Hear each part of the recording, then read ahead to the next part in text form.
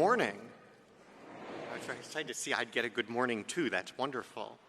Thank you so much for having me. Thank you, Jordan, for helping to arrange this talk. This place is incredible. Everyone said, this is incredible, you have to stay longer. I said, I know, I don't have a lot of time. Now I know I need to stay longer. I need to get invited back. So that is a priority. People also said it's one of the best podiums in America. And I assume they meant that metaphorically, but it is literally, as far as I can tell, the best podium in America. So I'm feeling very small at the moment. But I am very excited to speak with you today. And I suppose I should give a bit of a warning. I'm not sure how innovative this will be. That's what you get for inviting a conservative. I want to talk about reform of capitalism, though, and maybe rebuilding it, and in a sense to take you on a search for capitalism, because I don't know that there's anything wrong with capitalism, but I think there are some things that are very wrong with how we have treated it or perhaps ignored it. And so I want to start all the way back with Adam Smith and The Wealth of Nations, and that famous phrase, the invisible hand, which if you encountered it in an economics class, you probably encountered in Paul Samuelson's famous textbook, Economics. It was the seminal textbook of the 20th century on the subject, and he quoted Adam Smith. Adam Smith only uses the phrase invisible hand once in the entire 2 volumes of The Wealth of Nations. And Samuelson presents the quote this way. He says, Smith wrote, "He intends only his own security, only his own gain, and he is in this led by an invisible hand to promote an end which was no part of his intention." That sounds fantastic. It sounds almost magical. It is not what Adam Smith wrote. And I must credit, it was the editor of the MIT Technology Review who pointed this out in The Atlantic. There were no ellipses in the textbook. That was just presented as the quote. If you go back to The Wealth of Nations, here's the actual paragraph from Adam Smith. "By preferring the support of domestic to that of foreign industry," that's actually the beginning of the phrase, "he intends only his own security. And by directing that industry in such a manner as its produce may be of the greatest value, he intends only his own gain. And he is in this, as in many other things, led by an invisible hand to promote an end which was no part of his intention." So Smith was not actually describing a magical invisible hand at all. Smith was describing a truism. Smith was observing and explaining to a world that didn't really understand how markets could work, how they can work. He was explaining that if the capitalist prefers investing domestically to investing overseas, and he actually spends a long time explaining why that might be the case, and if the thing that he is going to choose to do, if the way to maximize his profit is going to be to maximize the value of his output, and he has a long explanation for why that would be the case, then under those circumstances, the pursuit of private profit will align with the public interest. And that will be wonderful, but it's by no means automatic. And in taking it for granted, in literally editing it out of the paragraph, I think we've gone very far astray. I think we need to understand that the fight is not capitalism always works, capitalism cannot work. It's that, in a sense, it depends. And in that, I find it actually very helpful to connect it to the way we think about democracy. Right? If people tend to discuss the American experiment as democratic capitalism. And we understand that when we say we support democracy, we don't just literally mean, well, everybody votes on everything and that produces the best outcome. Democracy, we understand, is a complex set of institutions. It is, in the Constitution, in fact, characterized by checks and balances, by counter-majoritarian institutions, by rights that you can't easily undermine, by conflicts between state and federal power, and that it is, the goal is in all of those interactions, in what emerges from them, we will get certainly not a perfect system, certainly still a very flawed system, but a better system than any other. And so I think if we imagine capitalism in those terms, then we are able to look at what is happening today and ask, well, what is missing? what in the way we've taken so much for granted did we really leave out a lot of things that mattered?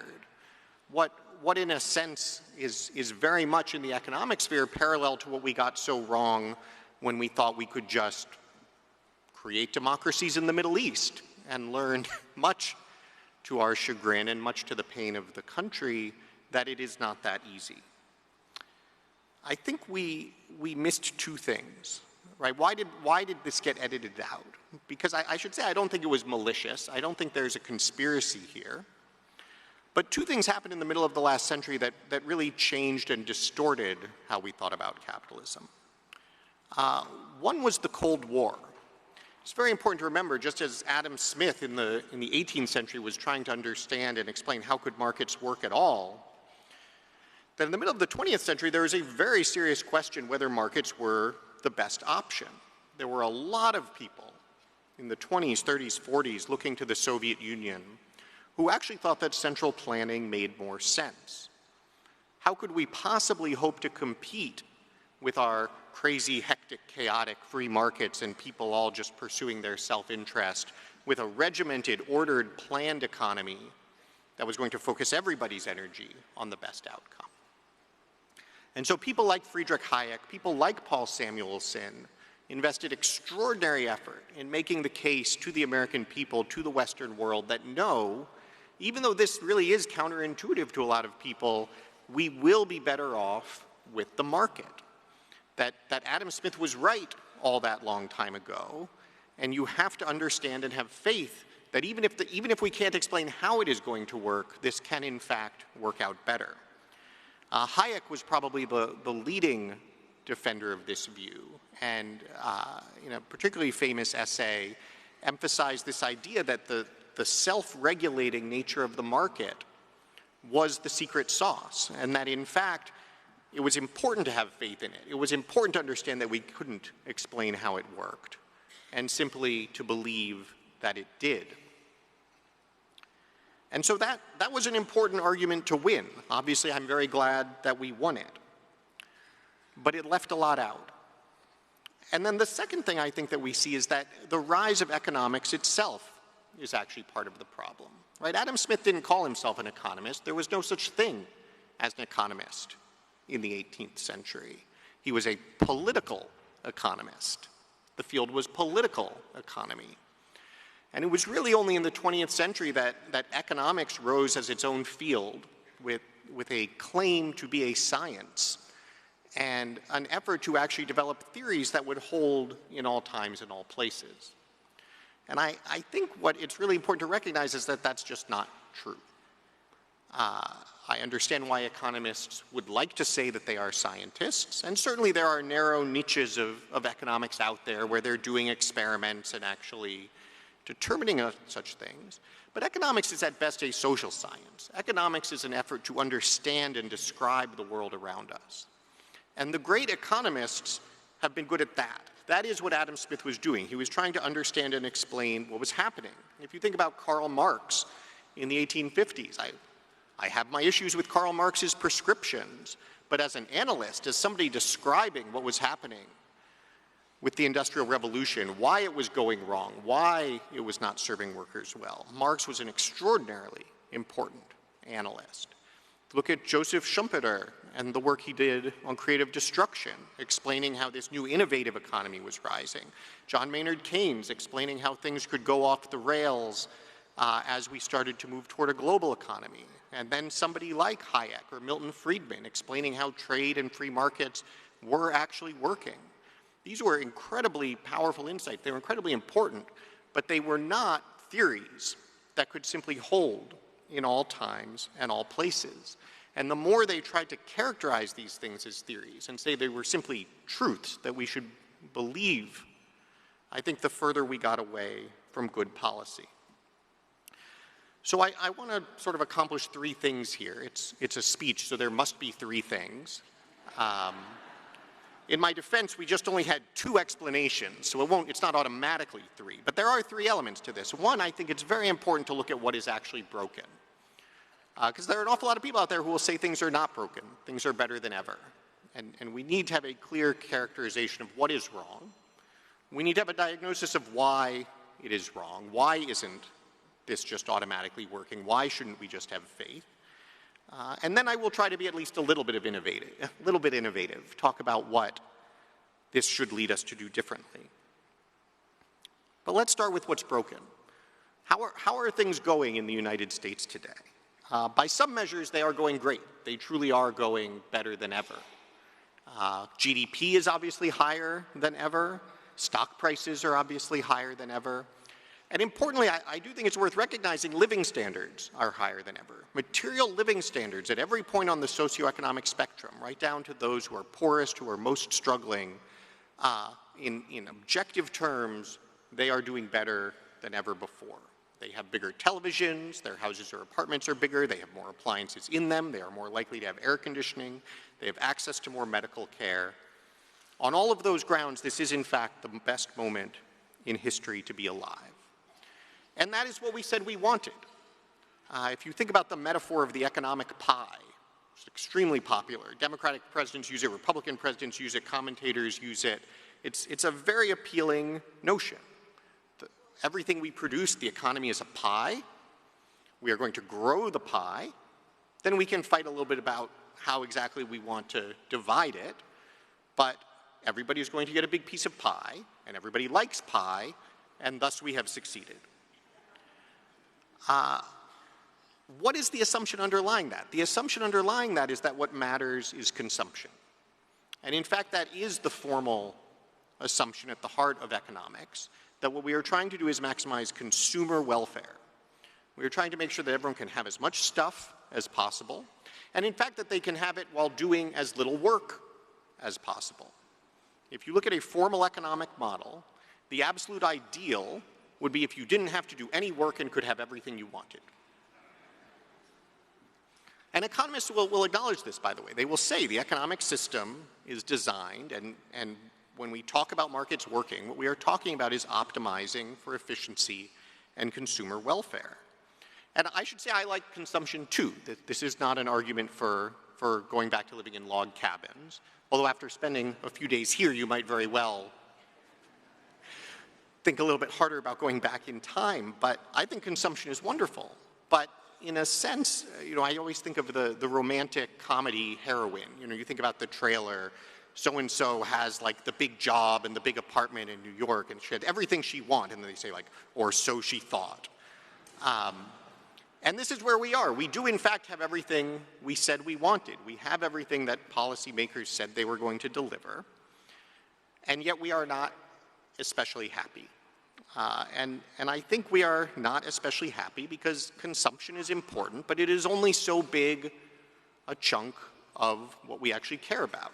If we actually think about an economic pie in terms of the set of things we need markets to deliver, the set of things we want from an economy, consumption is only one piece of it. And I would say probably it is not the most important piece, that when we think about our own lives, when we think about what we want for our children, when we think about what those who are succeeding and are happy have, yes, certainly they have enough, but their ability to produce, to be constructive, productive contributors to their communities, the self-worth they find in that, their ability to support their family, that is at least as important. And it's important to say at so many different levels. It is obviously important for the individual. I don't like happiness studies very much. Happiness studies tend not to be especially rigorous. I think the one kind of happiness study that's actually very interesting, they will sometimes study the same people over very long periods of time and ask them to consistently self-report on their happiness. And you learn two interesting things from that. One is that some people are simply naturally happier than others. Some of you out there are a 9, and in your life, you'll be a 9 pretty much whatever happens to you. Some of you are a 6. I'm more of a 6. That is my lot in life. But almost anything that happens, births, deaths, severe permanent disabilities, you see a bump, and then you go right back to whatever that level is. The only thing in the research that people do not adapt to is losing their job. People who go from employed to unemployed, or thought more generally, it doesn't even have to be work in the formal labor market. People go from having a clear purpose, something they are getting up to do every day, to not having that anymore, report permanent declines in their sense of well-being. And you see this, I think, frankly, in what people want. I think actually people have a much better understanding of this than economists do. We do a lot of survey research at American Compass, trying to understand what is the American dream, what do we want from the education system, and so forth. And what we find is that overwhelmingly the concept that people come back to is they want to build decent lives. Typically they want to stay in the communities where they live, where they grow up, where their family and friends are. They want to be able to form a family. They want to be able to raise kids who are going to build a decent life for themselves. And all of that is far more tied to their ability to produce, to support, than it is to how much they can consume.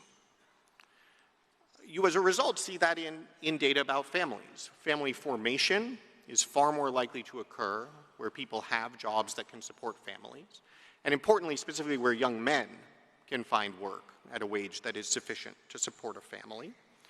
And then you also see it in family stability. You see that, in fact, a leading cause of divorce is job loss, again, particularly for men.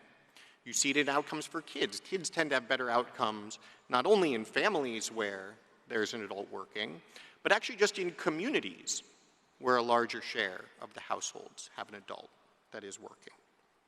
You see it at the community level.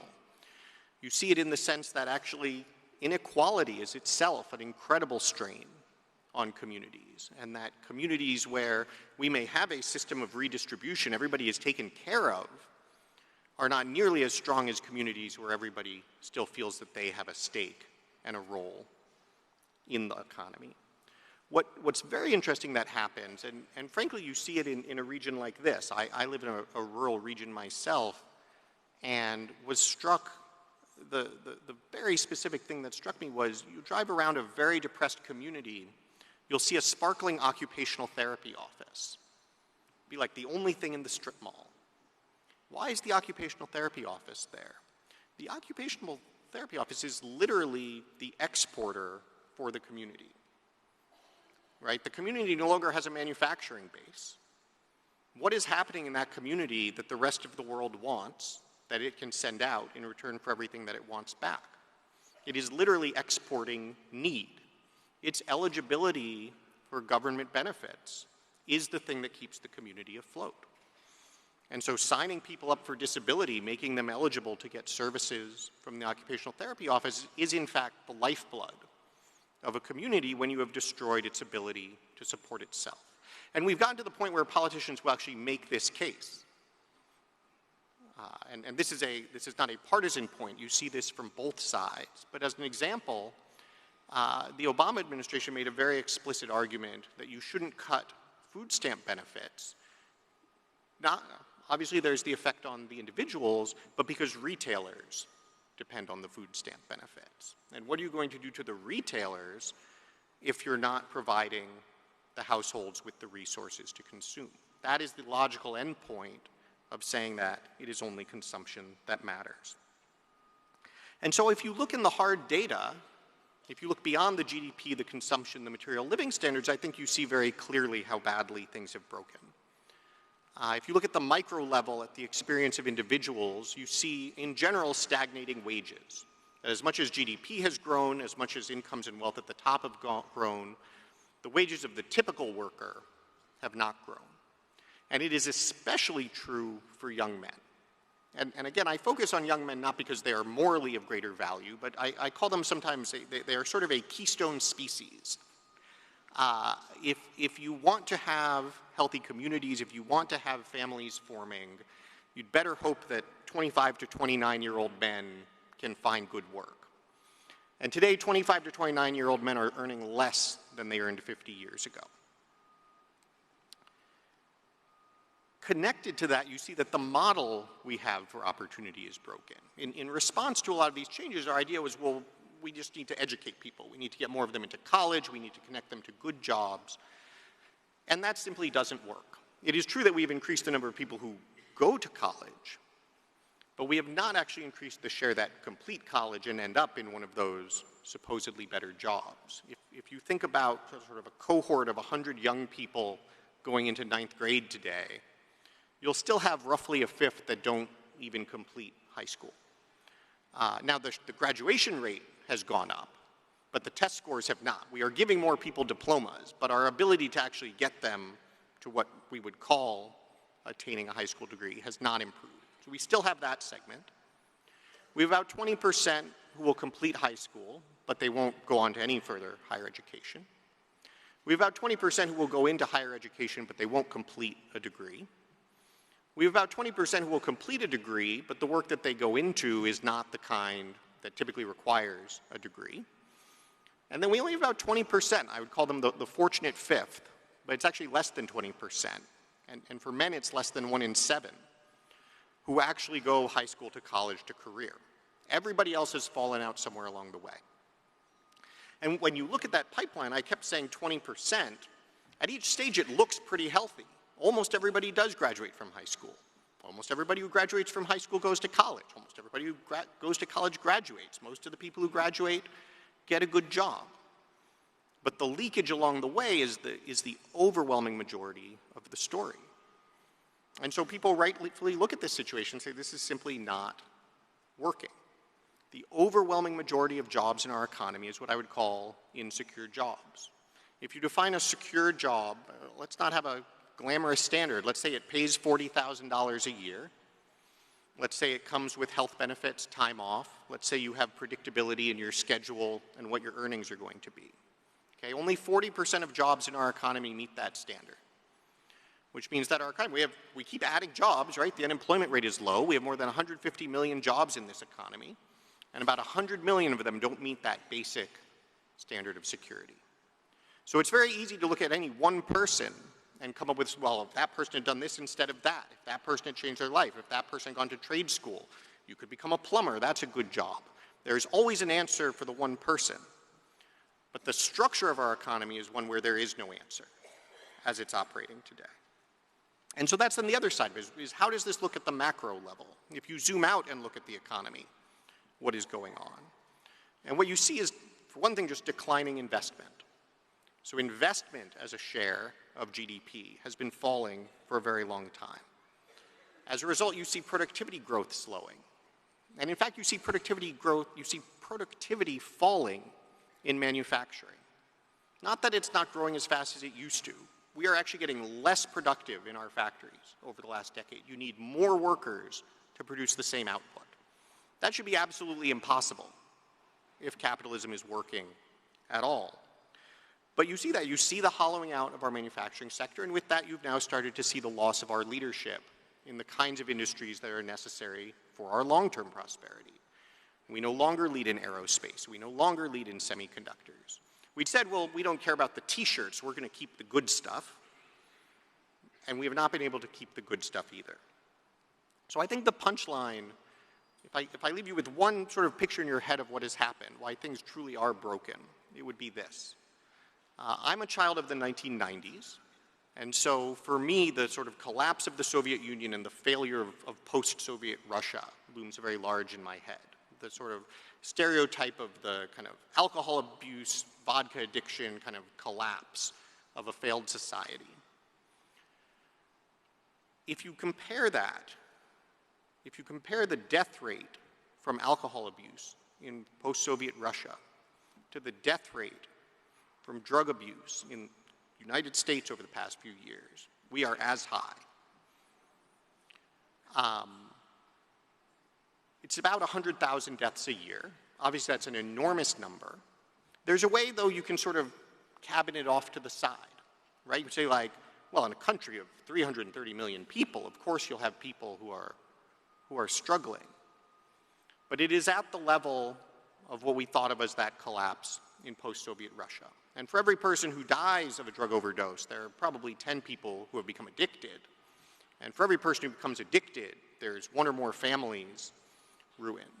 And for every community where a significant share of the families are ruined, you have that collapse. Nobody outside of a very elite swath of our society doesn't know someone who has died in recent years of a drug overdose. And that is where we are.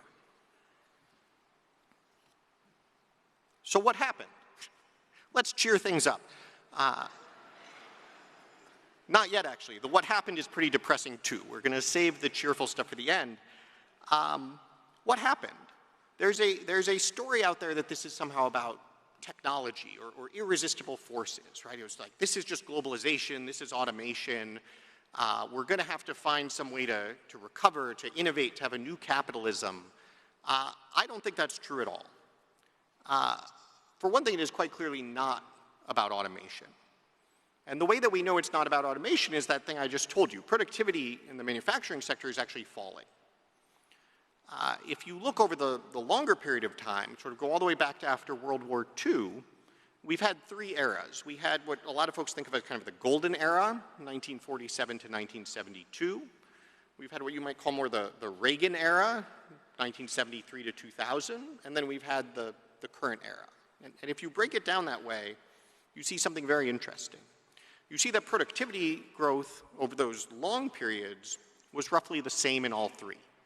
We were automating, we were improving skills, we were getting better at making things at about the same pace in all three eras. But we saw very different results. In the first of those eras, even as we were automating things, even as we were much faster being able to make more stuff with less people, manufacturing employment actually grew. In the second period, it stayed about level, and in the third period, it collapsed. So what changed was not automation. What changed was that in that first period, we took all of that productivity growth and used it to increase output. In the second, we were growing output about as fast as productivity growth was rising. And in the current period, we stopped expanding. In fact, by most measures, we are outputting less now than we did at the end of, at the start of the financial crisis. And so the way to think about that is, okay, you have a factory. Let's say hypothetically you invent a way to make twice as much stuff in your factory. There are two things you could do. One thing you could do is make twice as much stuff. Good idea. That's what Adam Smith was talking about. If you do that, everyone will have more stuff, everyone will have their jobs, and you can pay everybody twice as much. The other thing you can do is say, wow, this is great, I can fire half the people. And which of those two things you choose is ultimately what is going to determine whether capitalism is working or not. We adopted this model that said the market is self-regulating, businesses simply, by pursuing profit, advance the common good, and therefore whatever is good for business is going to be good for everybody. We took that last step, and so we released the constraints that capitalism requires. The core, going back to Adam Smith, going back to why on earth would you believe this should possibly work, is that yes, you have businesses pursuing profit, but the only way to make a profit is to employ a lot of people. The only way to compete and win in the market is to find ways to make people more productive. Capitalism is about taking capital and taking labor and basically locking them in a room together and telling them to figure it out. And under those conditions, you can see why, well, both sides want to figure it out, and both sides will benefit when they do. And we changed that. We said, well, actually, whatever's good for capital is going to magically be good for the workers, too. So let's get rid of any constraints that capital is unhappy with. Let's embrace a model of free trade that says offshoring is actually a good thing. That if you shut down a factory in the US and move it to China, well, if that increases your profit, ... workers are going to benefit. That was the argument. The ... needs a lot of work there. But on all of these fronts, we released those constraints, or we ignored them disappearing. Globalization is the most obvious example, I think, because the story was so clear. Right? Think about how the story of globalization gets pitched. There are things other people can make better. We're going to offshore that for them to make it. But there are other things we can make better, and we will get to make more of those things too. And so that leads to better jobs for workers. That was the pitch. There's actually a belief, Paul Krugman very famously said, trade deficits are self-correcting. So at the end of the day, we are going to get to make more of other stuff for whatever they make for us, and that's going to work. It's just not true. I did a podcast with Krugman recently. He admitted it was naive to have believed that. Because what you can get instead is other countries that really do realize that making things matter. They'll adopt policies to make things, but they have no interest in buying stuff from us. So what do we give them instead? Right? Because they're not sending us the stuff for free. What we give them instead is our assets. So the flip side of a trade deficit, the flip side of the more than $1 trillion more stuff that other people make for us than we now make for them, isn't free stuff. It's that we give them ownership of our economy. We give them debt, pieces of paper saying we promise to pay you later with interest, both from the government and from corporations. We give them equity. Here, just own the company, right? Think about the US Steel argument for a minute, right? Japan pursued a set of policies that hollowed out the steel industry in the United States. We had huge exports of steel coming in. Our steel industry got hurt. And then what did Japan say they wanted from us instead? They didn't want steel from US Steel. They just wanted US Steel. And that's the trade we've been making over and over again in industry after industry. Real estate as well. Warren Buffett, all the way back in 2003, he wrote a fascinating piece about this, and he likened this to mortgaging the farm. Because it's a double-edged sword. You both hollow out your capacity today, because you're not making things, and you harm the future, because you're making commitments that somebody else is going to pay instead. So that was not a very good plan, I would say. An interesting subset of this we're thinking about is immigration policy in this context. Because immigration policy, in a lot of ways, is an extension of globalization. There was all the stuff we could just move to cheaper workers in China. And yes, it got us a lot of cheap stuff. And then there were things we couldn't move, for which we've adopted the view, well, can we bring in cheaper workers? Because that's another way to get cheap stuff, right? Instead of telling American firms, figure out a way to be successful and generate a profit with the workers who are here, they say, oh, we have a labor shortage. These are jobs Americans won't do. Help. And we think it's our job to provide them with different workers. It's a very strange phenomenon. If you go to the Business Roundtable, the US Chamber of Commerce, they will speak at great length about the extraordinary power of capitalism and competition and market forces to solve any problem. And then you say, okay, the problem is you have to find a way to run your business with American workers. And they set their hair on fire and run around screaming. That's the one thing that's apparently impossible. And so we embraced that model. We said, well, the cheap stuff is what matters. Actually investing in American workers does not. The last piece I want to highlight here is what's called financialization, which is, even by the standards of some of these other words, an especially obnoxious one. But what it essentially means is that we have converted from an economy in which financial markets are a means to the end of productive real-world economic activity to a world where the financial markets are an end unto themselves. That actually a lot of what we call growth and GDP is the activity in the financial markets. We see a huge share of our top business talent going to work in financial markets. And what we don't see is financial markets actually deploying investment productively into the real economy. Right? Think about the term investment bank. I don't know if any of you are fans of Mary Poppins. Hopefully you are all fans of Mary Poppins. A lot of economists say the key thing, they show Mary Poppins in econ class because it's a great illustration of a bank run. I would show Mary Poppins in econ class to watch what happens right before the bank run. When Dick Van Dyke, dressed up as the really old guy, is trying to explain to Michael all the things he's going to do with his tuppence. He's going to use those tuppence to build bridges and send ships on expeditions and expand factories. That's what an investment bank is supposed to do. That is not what investment banks do today. That is not what hedge funds do. That is not what private equity firms do. What they are doing is essentially accumulating massive amounts of capital and using that capital to acquire existing assets and try to get more cash out of them. Right? We say a private equity firm invests in a company. A private equity firm doesn't invest in the company most of the time. If by invest we mean actually take capital and use it to expand capacity, They buy the company. They trade their pile of cash for a pile of equity and then see how much more cash they can generate out of it. We did a study at American Compass looking just at public companies where the data is most available. We said, let's just look at their financial reports. How many of these companies are taking their profits and reinvesting them to actually grow the capital base of the company? Back in the 1970s, 80+% of companies were behaving that way. It's what we called a sustainer.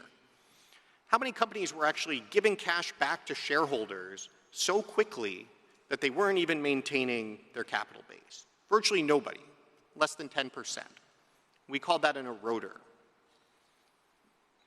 By 2000, there were more eroders than sustainers. There were actually years in which a majority of equity in our public markets was in companies that were shoveling cash out so fast. They were profitable. They could have invested in their business. But they were shoveling cash out so fast, they were actually allowing their capital base to decline. That is a way to make a lot of money, especially if you're the shareholders. But there is no reason to believe, and I find it very hard to believe that Adam Smith would have suggested that an invisible hand whose task is to shuffle cash is going to be advancing the public interest. So, what to do? Now we're at the optimistic part, because I am actually optimistic. I think there are two pieces of good news here. One is that because we've done this to ourselves, we can undo it. It's depressing to see the mistakes that we've made, but it means we can choose otherwise. If this really was a feature of technology, if this was because aliens had come down and enslaved us, there wouldn't be a lot of good options. But if this really is the function of policy choices, we can make other policy choices. And the second reason I'm optimistic is because I actually think this is something of a cycle that we see over and over again in capitalism. Just as I was describing, economists generally they're describing what they see in front of them. You see a parallel process on the business side, where business leaders, they are told their job is to pursue profit. And that's what we want their job to be. It's almost like a professional athlete, right? We tell professional athletes, go compete and try to win the game. And we trust that everybody else is going to be entertained by that competition and enjoy it. But your job is just to compete and win, not to try to be super entertaining. And that's rightly what we ask of businesses. Your job is not to think necessarily about what is the most socially valuable thing. Your job is to make a profit. And we need to have a system, we need to have a set of rules in which your effort to make a profit is going to be socially valuable. And so businesses that are focused on the thing they're supposed to be focused on, they come up with great ways to make profit that were not envisioned, that the rules don't account for, that aren't necessarily useful. You see this in sports too, by the way, right? You'll see like the NBA team that figures out that like, well, if we just do this really boring thing and draw a lot of fouls, we'll actually win a lot of games. You see pitchers in baseball realize like if we stand on the mound forever, we'll actually strike out more batters. And the sports league says, well, then we'd better change the rules, right? You actually have to update them over time. And so we've seen this in capitalism. The Industrial Revolution was a disaster for workers. The first generation after the Industrial Revolution began, workers became poorer, life expectancy fell. In the UK, they literally got shorter, even as productivity and production was exploding. The best explanation for why, interestingly, is child labor.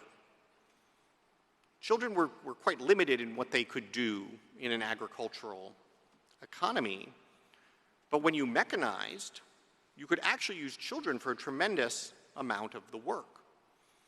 And so the labor market, in a sense, collapsed. Obviously, it wasn't very good for the children, but it also sure as heck wasn't good for the man who was competing against a bunch of children trying to get a job.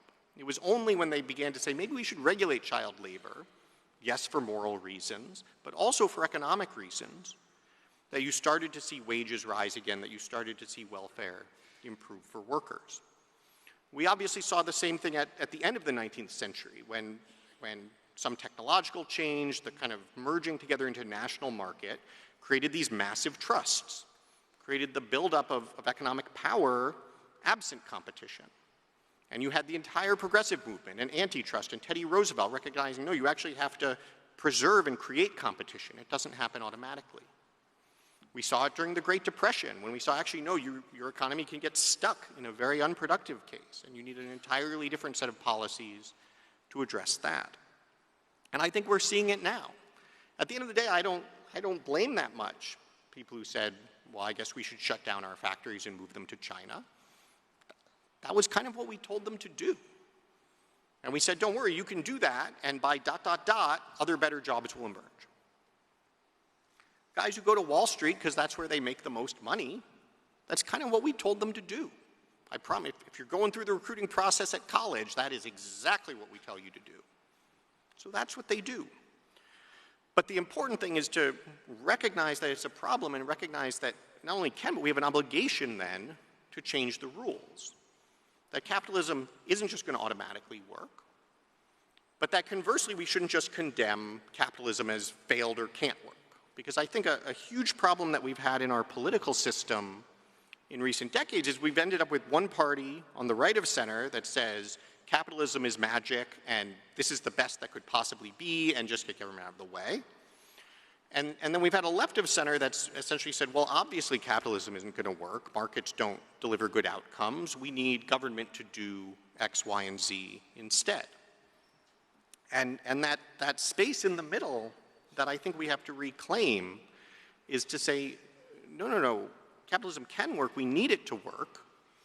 The obligation of policymakers isn't to just fill in the gaps for everything capitalism can't do. It's to put in place the constraints, the institutions that are actually necessary to get that alignment, to get back to what Adam Smith was actually talking about, where you do want to invest domestically, not overseas, where things that produce greater output and employ more people are more profitable than other strategies. And there's lots and lots of stuff we can do, and I think you're starting to see our political system respond to that. We are obviously pulling back from globalization, and I think that's a very good thing. It's very interesting to watch all of the economists who argue against it. Tariffs are crazy, free trade is best, you're going to raise consumer prices. They are always arguing from within their frame. If you believe that core set of principles, that we are here to maximize consumption, that whatever is most efficient and most profitable delivers the best outcomes, then yes, tariffs are crazy. Yes, doing anything to interfere with free trade is crazy. But the debate has to be about those underlying assumptions, because if you don't think those things are true, if you think making things matters, if you think the kinds of jobs available to your typical young worker are important, well then the economic models have literally nothing to tell you about what the right policy is going to be. We're obviously seeing the same thing on immigration, where there's much greater focus on beginning to restrict incoming immigration, enforce the existing immigration laws, attempt to say, no, you can't simply rely on cheaper labor being available if your business needs it. It is in fact your obligation as a business leader to come up with a different way to run your business. I like to joke that I actually have a massive labor shortage. I just started a company. I have 300,000 job openings for biotech PhDs willing to work for $9 an hour. I don't know why, you know, the government tracks job openings and they refuse to put my 300,000 on the top there. But at some point we do have to admit that I'm not a brilliant businessman facing a labor shortage. I'm an extraordinarily bad businessman.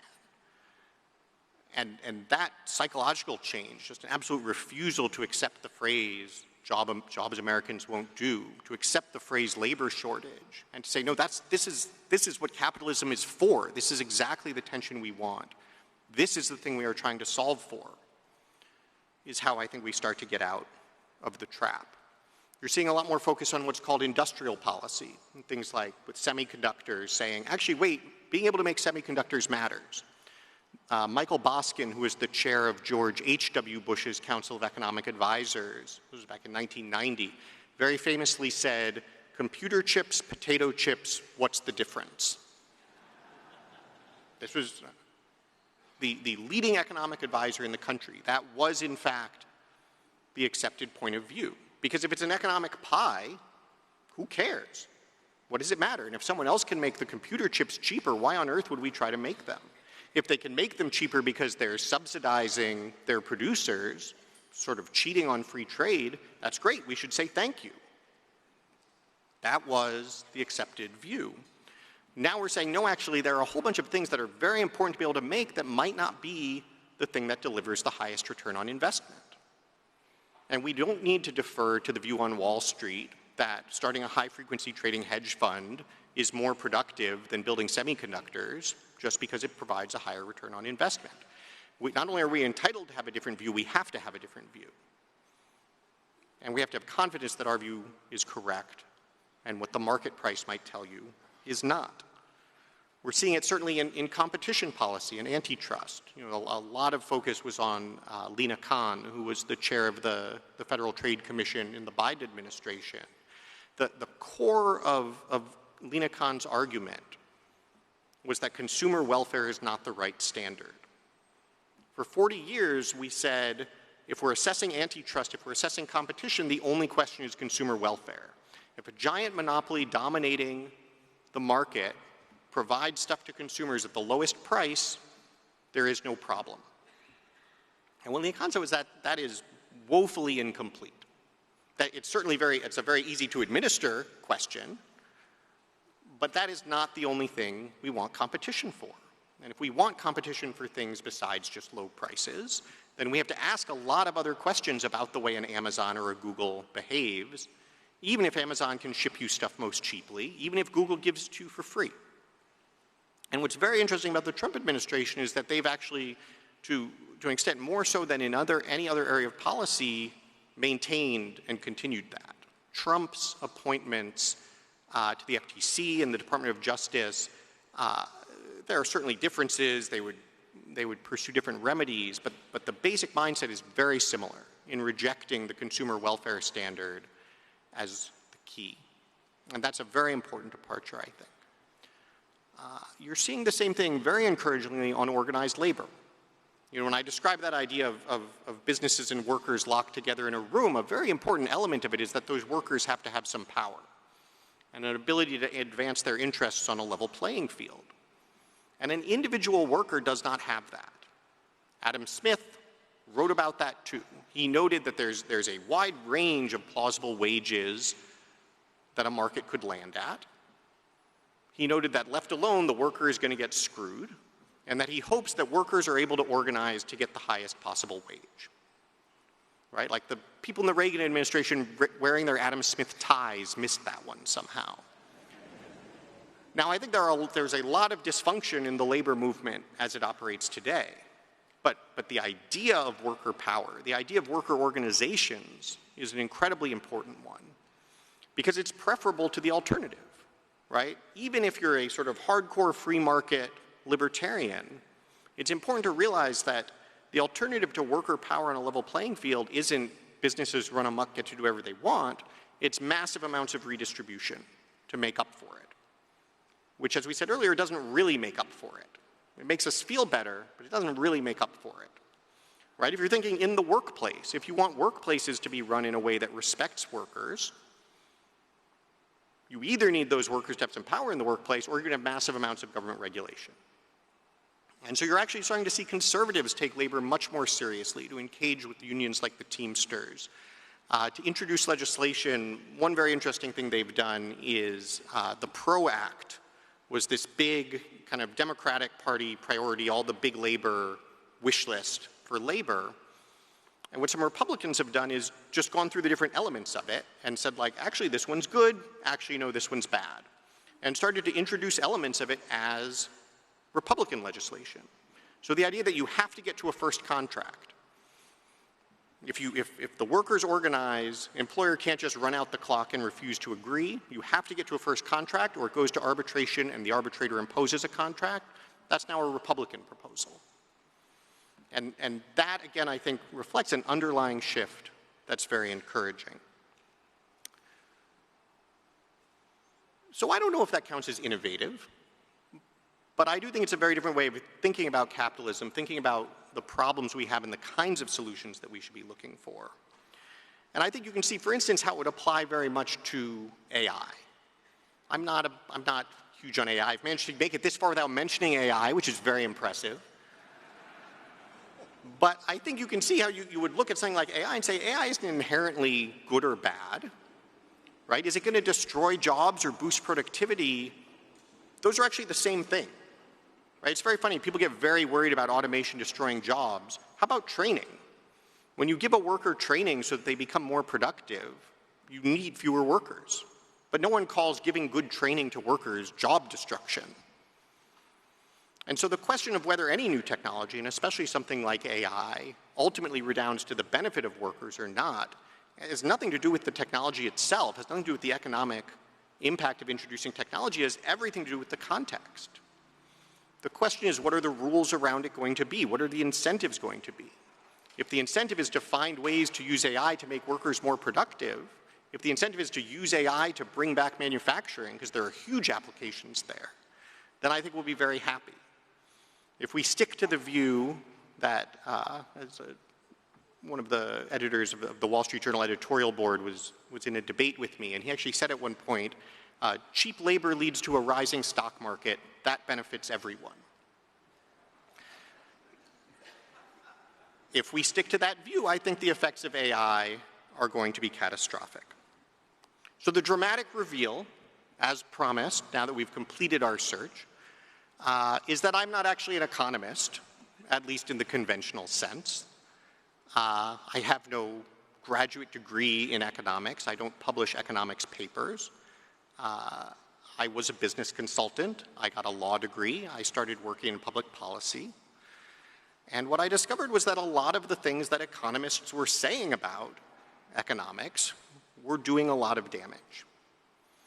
And I think economists, I think the economics discipline has an enormous amount of useful information for us. But I think the degree to which we have defaulted to it, to think that economics is the core of capitalism, is where we have gone wrong. And if there is one thing we can do to innovate, it would be to welcome economists to contribute to discussions about capitalism and about our markets, but to return control to the common man and to return the goal to the common good. Thank you very much.